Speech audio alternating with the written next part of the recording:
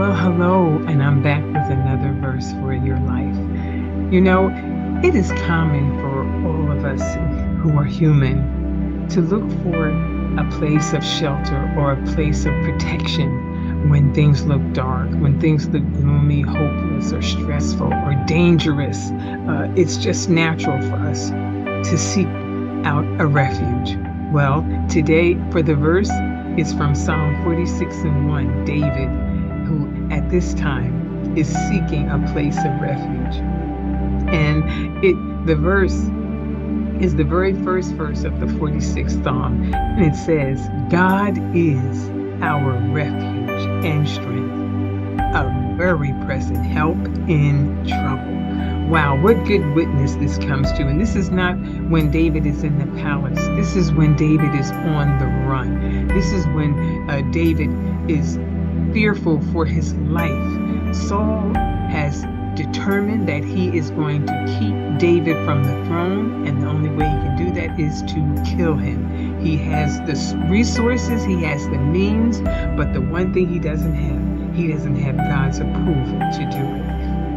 And David, who is so in love with the Lord God, who respects and wants to be obedient and serve the Lord, will not take advantage of the situation because he's anointed to be king to try to hasten the timing. He's willing to wait patiently on the Lord. Even though Saul has accused him and announced before all of Israel that David is an outlaw, David wants to harm him, or and falsifying things and saying David, wants to kill him. And David at this time is in the cave of Adullam, and Adullam means refuge.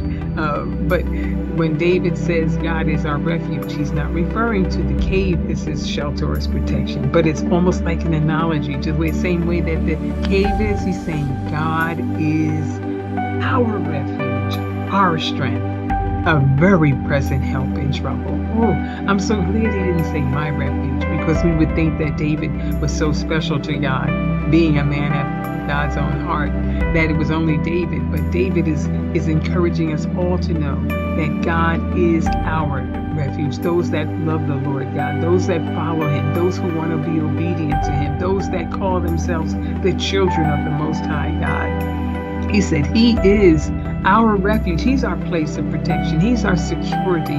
He's our keeper. And David only knows this by experience.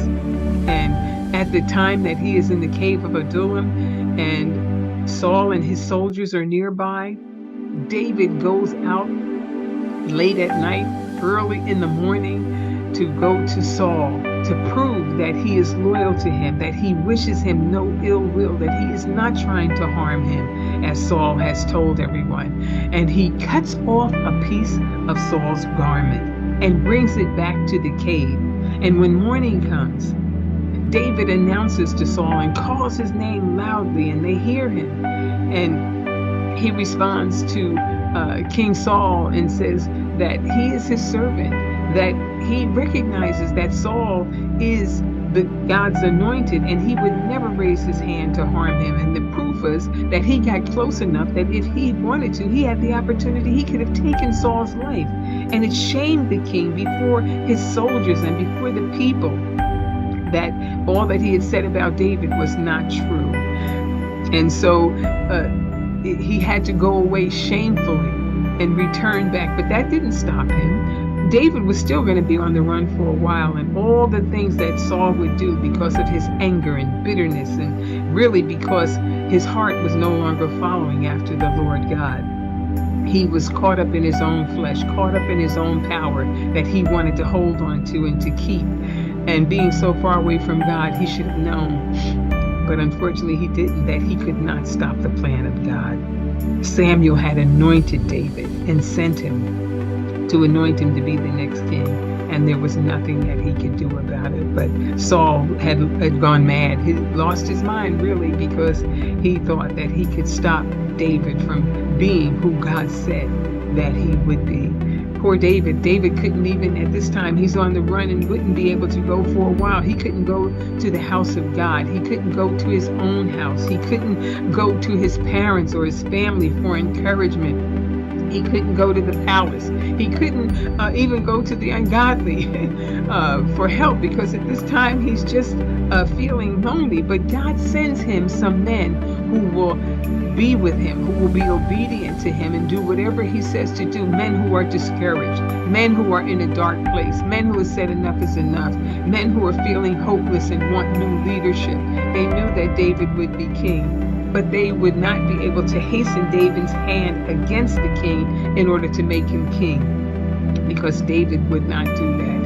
And out of that, they respected David, and David groomed these men, and they became soldiers or mighty men of valor under David's leadership. And so David gives us great witness and testimony today when he gives us this. He says, yes, I was in a cave.